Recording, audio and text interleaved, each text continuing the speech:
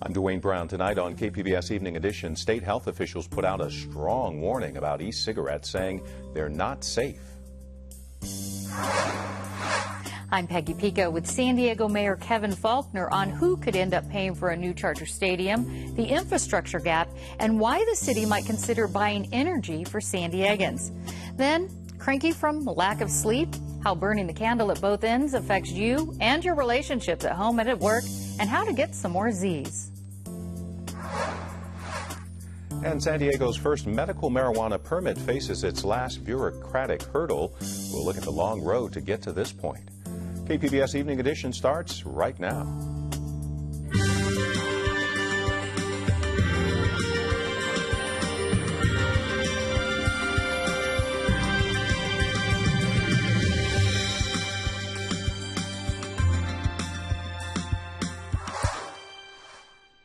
Hi, good evening. Thanks for joining us. A strong new warning tonight about electronic cigarettes. State Public Health Department says they're a health threat and should be strictly regulated, just like regular tobacco. The agency's newest report says e-cigarettes emit cancer-causing chemicals and can get users hooked on nicotine. E-cigarette makers say their products are far safer than tobacco. Some California cities already regulate e-cigarettes. Earlier this week, a state lawmaker proposed a statewide ban in public places. County Health Department says 19 people died of the flu this season, more than the same time last year.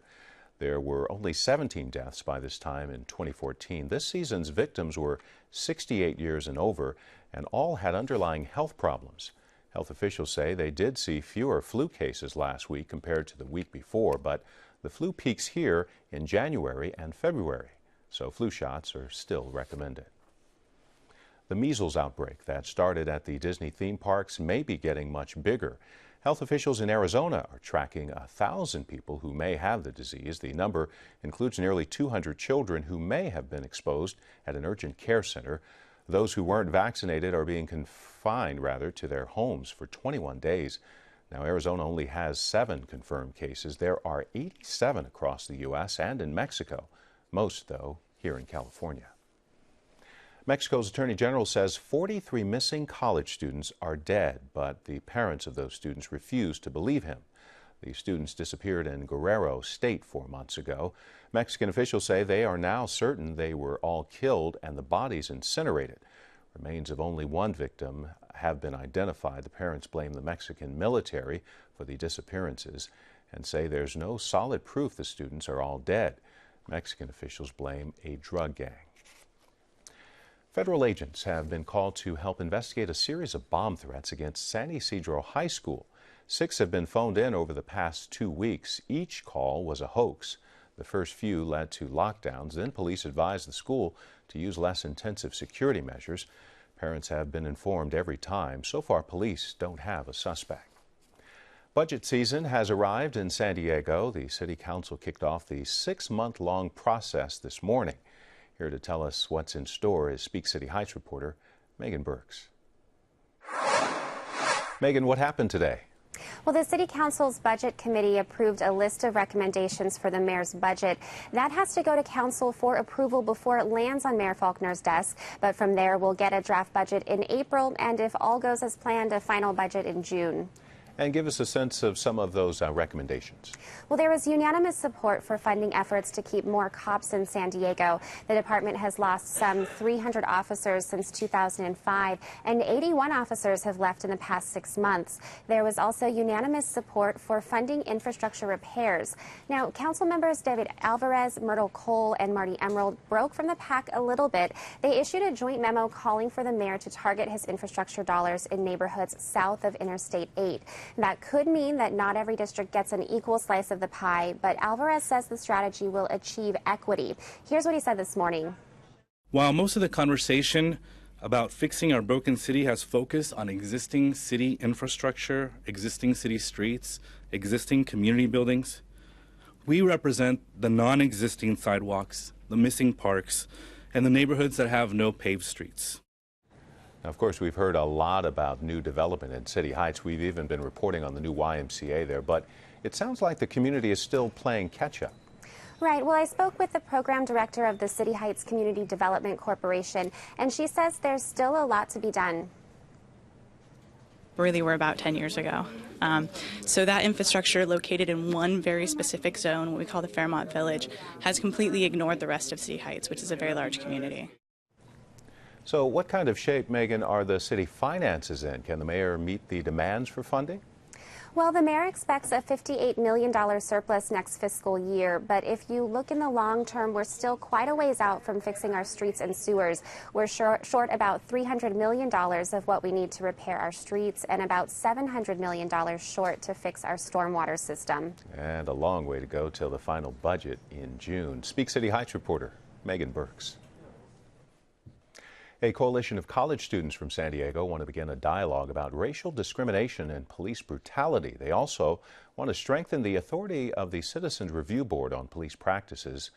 Last December, you may recall, they held a silent protest during City Council's inaugural ceremony, holding up hands to remember the fatal shooting of an unarmed black man by an officer in Ferguson, Missouri. Mark Jones with the Black Student Justice Coalition says they met with Police Chief Shelley Zimmerman, but says more needs to be done to deal with concerns of racial profiling. We definitely want our community to stay involved in this process. We understand that this is not a short-term thing. We understand that this may take time. We're asking that all of our council members consider that their community is concerned about these things, concerned about institutional racism, concerned about police brutality and things of that nature. We're not against cops. We love our cops. We're thankful for our cops. But we want bad cops out just as much as we are thankful for the good ones. The group was back today before the city's Public Safety Committee. They want outside participation in the process of reviewing police complaints and more discussion to build trust between the community and officers. San Diego Mayor Kevin Faulconer joins Peggy Pico for the first city business update of the year.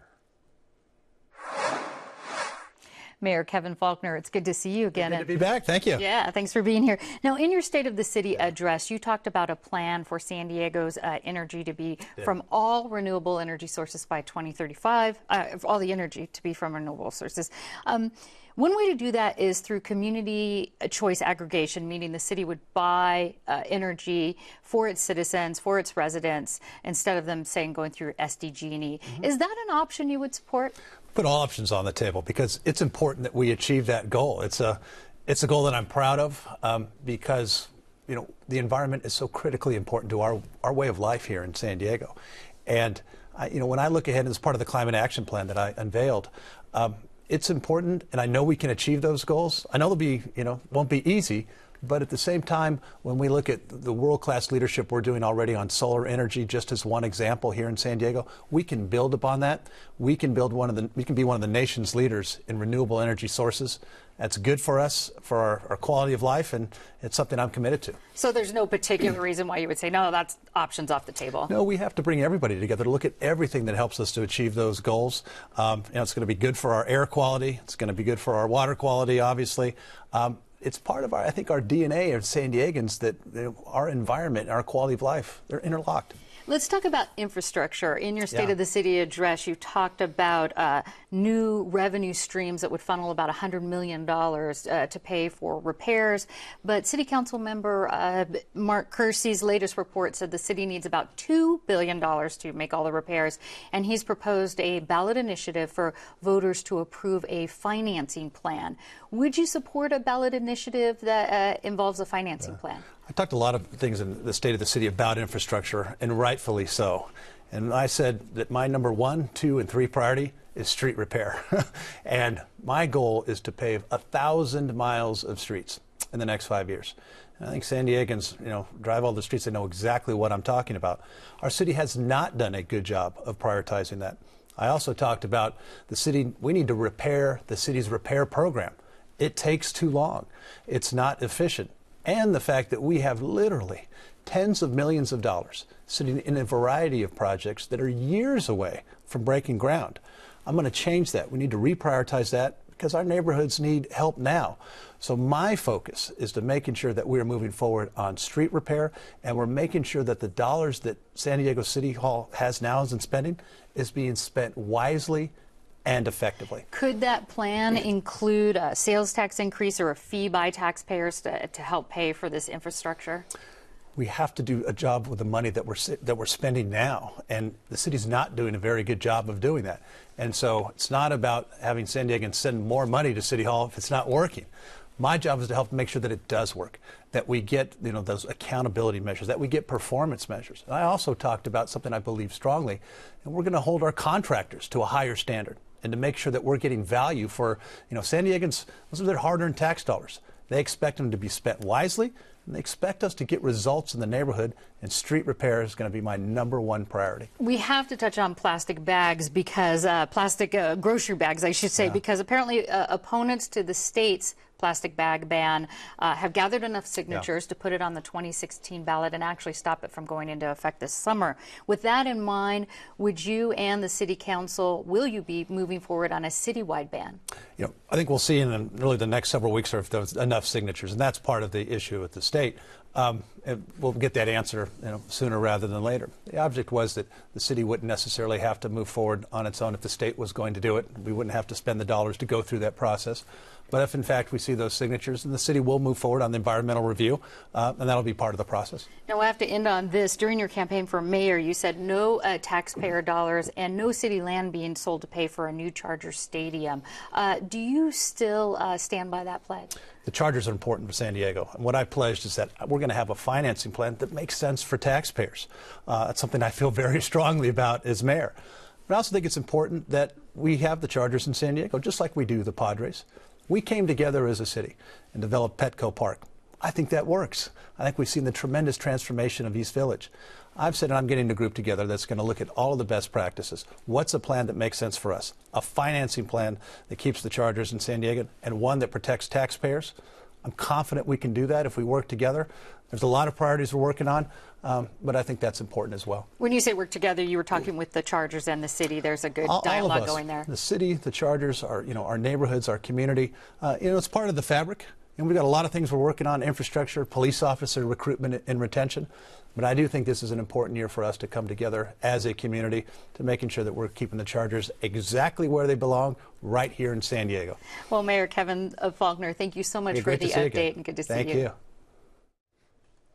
The airport's taxis are getting a chance to go green. County supervisors approved a pilot program to get airport taxi owners to switch from gasoline engines to hybrid vehicles.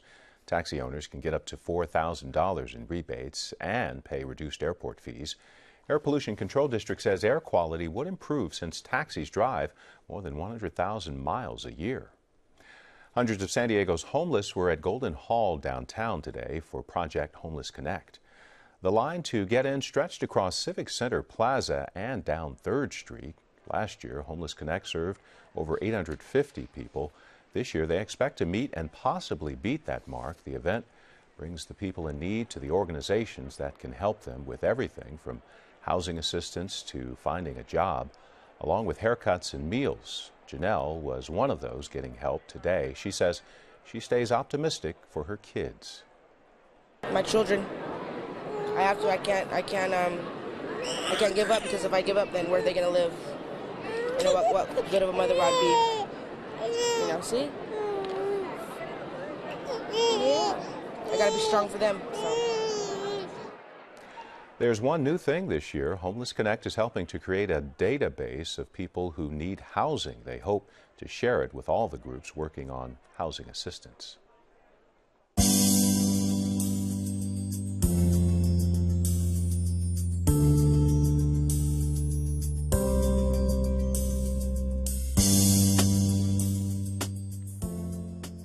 After nearly 2 decades, the city of San Diego could get its first legal medical marijuana clinic. KPBS reporter Matt Bowler tells us a pot shop could get its permit this week.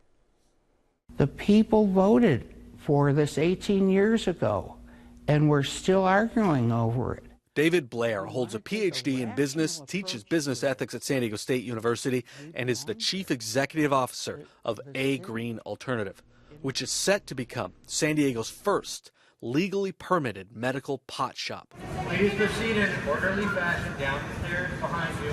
Blair remembers this chaotic scene last April at the Development Services Department when the city first accepted applications for medical marijuana dispensary permits. And everybody ran down those stairs to get to DSD door before anybody else. It was crazy. That was just the beginning of the paperwork and lawyers. Then the collective had to find a storefront that fit the regulations. They did. Get the landlord to agree to rent to a marijuana collective. They did. And finally, the last step is getting San Diego's Planning Commission okay. The Planning Commission issues the land use permit. Blair and his fellow board members submitted their application for a 5-year conditional land use permit. Opposition had 10 days to file an appeal. On the 9th day, an appeal on behalf of the group San Diegans for Safe Neighborhoods was filed. All these people from South Bay that are opposed to the project. Blair's exasperated. We have done everything correctly. We have flown to first position when we were not the very first applicant to apply. Our contention is you cannot regulate criminal activity. San Diegans for Safe Neighborhoods chairman Scott Chipman.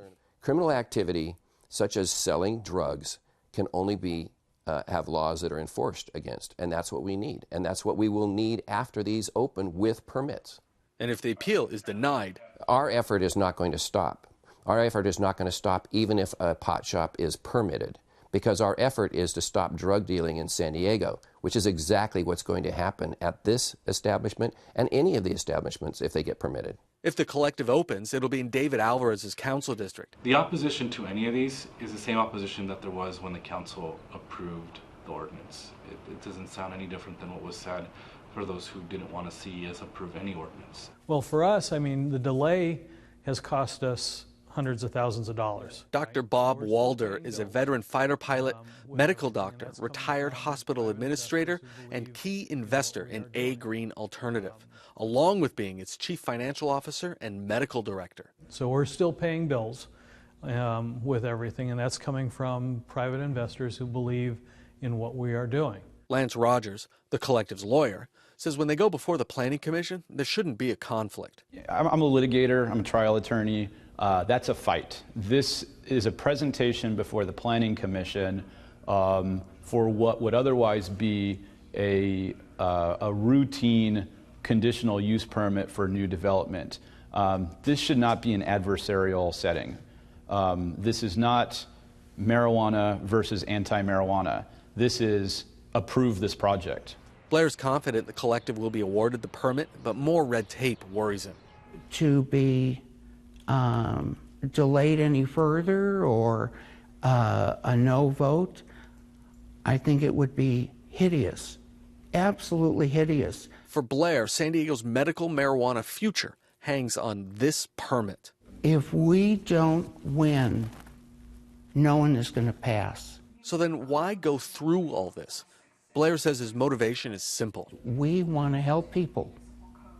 And this is the finest way of helping people because this has been such a tough process in this city for so many years. San Diego's Planning Commission will look at A Green Alternative's conditional land use permit Thursday at 9 a.m. in San Diego City Council chambers. If approved, A Green Alternative hopes to open by March 1st. Matt Bowler, KPBS News. So how much sleep do you get every night? 6, 7, 8 hours? Peggy Pico takes a look at why not enough sleep can affect your health and relationships. So much technology, so little time, especially for sleep. But the number of hours you sleep or don't sleep has a profound impact on your physical and mental health, and it can directly affect those around you. Joining me are my guest, family therapist David Peters and Dr. Atul Malhotra, pulmonary critical care chief at UC San Diego School of Medicine and director of their sleep center. Welcome, gentlemen. Thank you. Dr. Malhotra, two sleep conditions we often hear about are sleep deprivation and sleep apnea. How are those two different? So sleep deprivation refers to people who get inadequate sleep in a 24-hour period. Most of us require about 7 or 8 hours of sleep in 24 hours, and if you're sleeping 5 or 6 hours, you're probably sleep deprived. People with sleep apnea often snore at night, and they have stoppages in breathing, which can affect their health. Many of them will come to the doctor complaining of sleepiness or other things, but sometimes you have to ask the doctor and prompt them to get the right diagnosis. And I understand sleep apnea can be a serious condition, but there are also health conditions that cause sleep deprivation, correct? Correct. There are different diseases. One is called restless leg syndrome, with an aching pain in the legs that can make it difficult for people to sleep. People with sleep apnea will stop breathing, and they'll have to wake up from sleep in order to start breathing again. So their sleep gets very fragmented. They get tired during the day. But when they stop breathing, their oxygen levels can fall as well, and that can take a toll on the heart and other organs. And David, now you have dealt with people with sleep deprivation issues, and you've also done quite a bit of work with teens that have this issue. What are your concerns with teens and sleep deprivation? Well, frequently we have teenagers who are doing poorly in school, their behavior's out of control, their ability to focus is very poor, and they're misdiagnosed as having attention deficit hyperactivity disorder or depression. They're given medications, psychotropic medications, or they're blamed by their parents. And really the problem is they're not getting enough sleep. Teens need more sleep than adults, and they usually have a sleep cycle that starts later in the evening and runs later in the morning, and we have them getting up very early in the morning to rush off to school. And sleep disorders or sleep deprivation among teens accounts for about 1/3 of their behavior problems and their focus problems at school. So we need, you said adults, 7 to 8 hours. Teens need more than that. 9, sometimes 10. Sometimes 10 hours. But let me ask you this, David. So most of us know, whether you're a teen or an adult, you get kind of cranky if you don't get enough sleep. We've all experienced that pretty much. But you've actually said it can directly affect your relationships with people at work or at home. How so? Definitely so. We have to remember that sleep is not about rest. It's about brain maintenance, and it's our brain that falls in love. It's our brain that maintains relationships. I worked with a couple once where they had been in marital strife for several years. The wife was ready to leave her husband. She said, "This is it. It's our last chance." They'd had couples counseling. He had been treated with an antidepressant. He had had individual therapy. Nothing worked. But after interviewing him in detail, I realized he had restless leg syndrome. I sent him to his doctor. He got medication for that. He came back, and the wife said, "Our marriage is fine. I've got my husband back." He got a good night's sleep, several good nights' sleep. Dr. Malhotra, you said adults should get 7 to 8 hours of sleep per night. How do you determine if someone's actually not getting enough? Sometimes it's based on their symptoms. So they feel tired during the day, and occasionally they'll come in saying, "Doctor, I'm falling asleep at the wheel," or "I'm falling asleep at work," and the problem is that they're just burning the candle at both ends, not sleeping enough at night. But there are lots of people that misperceive how tired they are as well, or they drink cups of coffee and can stimulate themselves to stay awake.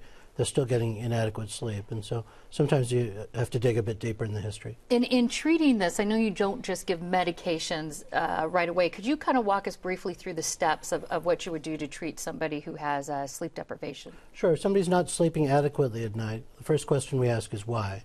And some people it's because of behaviors, and since they're burning the candle at both ends, they're working 2 jobs, they have young kids that are waking them up, and those are things that you need to be aware of and address.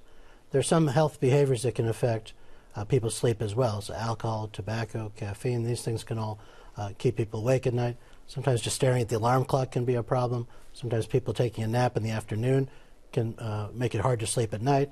Sometimes just stimulus control, so people use electronic games or different technology that can wake people up or be alerting in terms of the bright light, and just taking those things outside the bedroom can be quite effective. And in fact, you bring up some good tips. The American Academy of Sleep lists some tips for better sleep, and they include avoid daytime naps, minimize light, get up at the same time every day, even on weekends, establish pre-sleep rituals like you were talking about, and avoid using your bedroom for activities such as work. So in all of these tips that you just talked about and all these things we're hearing about, where would you start? Often it starts with a conversation with your doctor. So you talk to them about what your symptoms are exactly. If the problem is snoring or excessive daytime sleepiness, then often a sleep study or some medical evaluation is worthwhile. If people are simply sleep deprived and they're not sleeping enough, just being aware that this can affect your health can be enough to have people make lifestyle choices that will give them increased sleep. If they really have insomnia, then sometimes you need to address these issues of sleep hygiene and more aggressive therapy. So much more we could talk about. We have a lot more on our website, kpbs.org. Dr. Malhotra and David Peters, thank you so much. It's good to be with you. Thank you.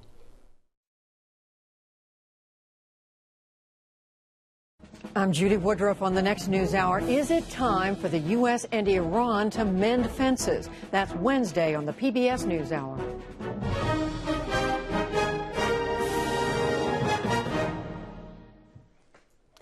Last week, we told you about efforts to rescue seabirds covered in some strange gray gunk in the Bay Area. It killed about 150 birds. An update tonight.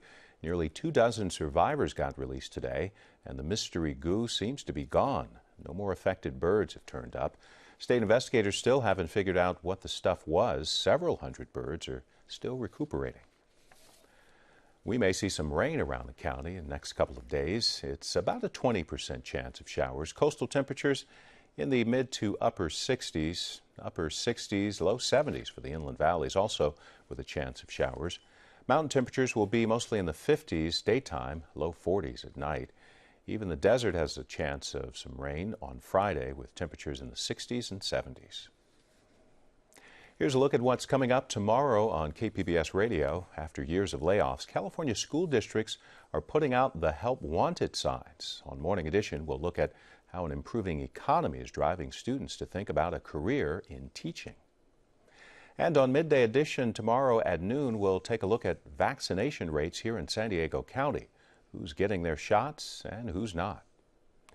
You can find tonight's stories on our website, kpbs.org/evening edition.